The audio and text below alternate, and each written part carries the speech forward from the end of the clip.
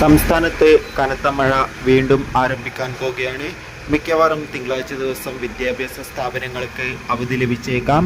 അതിൻ്റെ ഏറ്റവും പുതിയ അപ്ഡേഷനാണ് ഇന്നൊരു വീഡിയോ ഭാഗത്ത്. വീഡിയോയിൽ പോകുമ്പോൾ വീഡിയോ ലൈക്ക് ചെയ്യുക, ചാനൽ സബ്സ്ക്രൈബ് ചെയ്യാൻ വേണ്ടി ശ്രമിക്കുക.